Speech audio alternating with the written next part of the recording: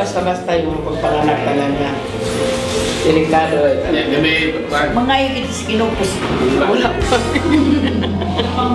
Wala pong balita. Hindi ako masaktan magugudong kay pastilan ni kayo balo ka ng mga anak ko sakit kay kayo. Sige, matay tas kasi.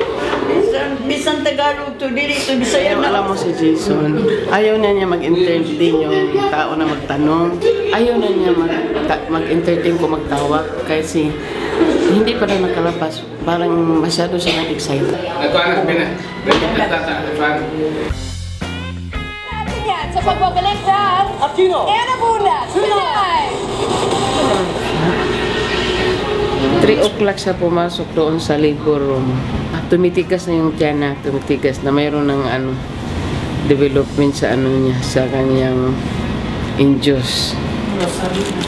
Rosary? Bakit kaya pa?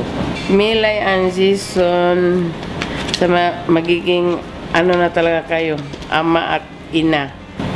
Sana gampanan talaga yung uliran na parents na hindi mo pabayaan yung mag-ina mo at saka Milay, ikaw rin isang mabuting ina sa anak nyo.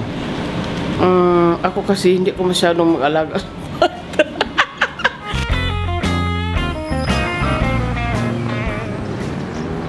So bumalik siya dito sa room kagabi mga alas 12 ng gabi. Inaano yung CM ba yun? Kasi 2 CM pa lang siya, tapos ngayon 3 kahapon, tapos ngayon 3 CM na. Pero may bantay ka? Oo. Mamaya na dito. Oo, punta ko dyan may nagbabantay sa kanya doon. May nakamonitor sa kanya na para i-check parati yung heartbeat niya sa si baby every hour. So yun. Marami naghihintay sa kanya. Marami nagmamahal kay baby sa kanilang dalawa. Kaya excited na ako makita si baby. Excited na makita namin kung ano yung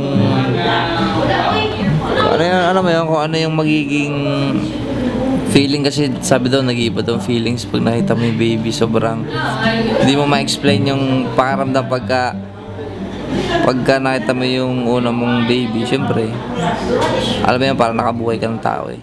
Ano pa ba? Wala, thank you lang masabi ko sa kanila at good luck sa atin at sana hindi kayo magbago sa amin ng pagtingin ni Nelay at kay baby soon. Okay? Baka na.